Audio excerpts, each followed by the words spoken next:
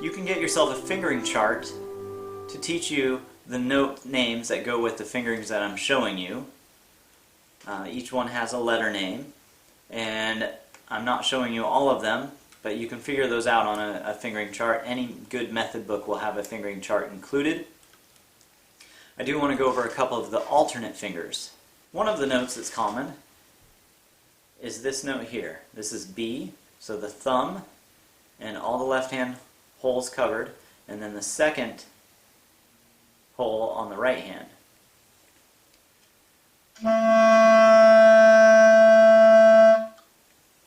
So that's the normal way of fingering that note. The problem with that is if your next note is this, a B flat, it's really awkward to have one finger going up and one finger going down. What we end up hearing a lot of times is, and you can hear that extra sound in between where the fingers are not exactly lined up. So to make that easier, instead of playing second finger, you can use first finger and then use your third finger on the lever below the second hole, which sounds the same as the second finger.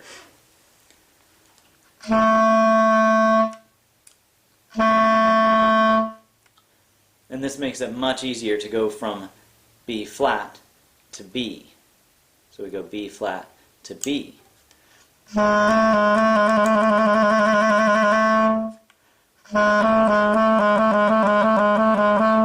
That's very awkward.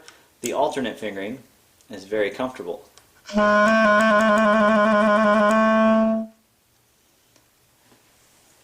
Now the reason we don't use that all the time is because it's really awkward to go from that note to, say, this note. That can't be done easily. So normally we use this fingering most of the time. The only time you'll use this alternate fingering is if you're going to or from a B flat to a B natural. The next fingering I want to go over is F sharp. F sharp is normally played with just the top hole covered, no thumb. F is played, F natural or regular F, is played with just the thumb.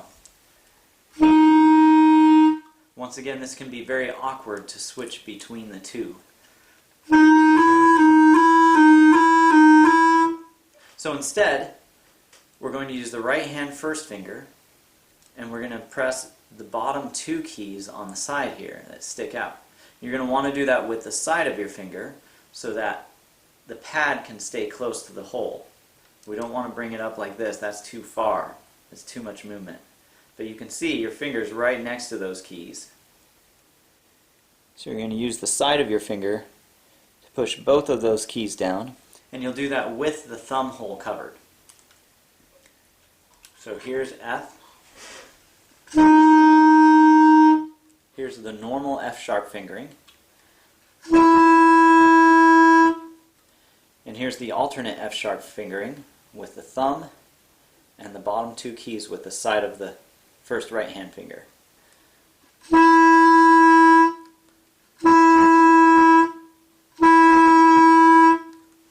So it's the same note, but it's a different way of playing it.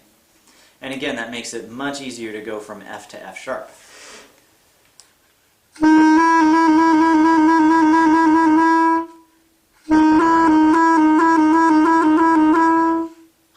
That's very awkward.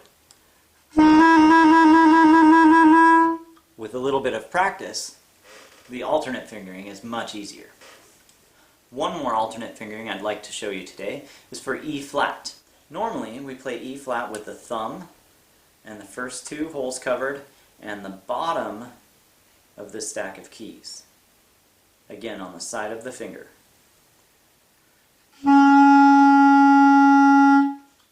There's times where that fingering is awkward and we want to use something else. So we actually have two alternate fingers we can use depending on the situation, depending on what you find most comfortable. The first is, instead of pushing this lever with your right hand, you're going to push this lever with your third finger on your left hand.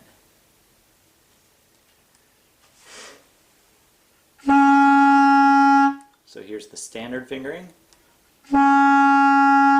Here's the alternate fingering. There are some times where both of those fingerings are awkward, and we're going to use a third alternate fingering. So instead of playing the standard fingering or the alternate, we're going to do what I call the one-and-one fingering.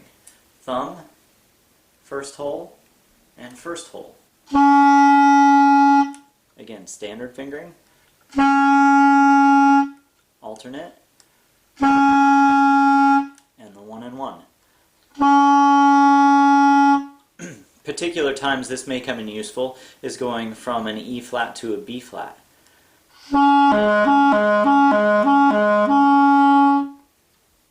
That covers most of the fingerings that you'll use on clarinet. The next lesson will be on what to do with your tongue while you're playing.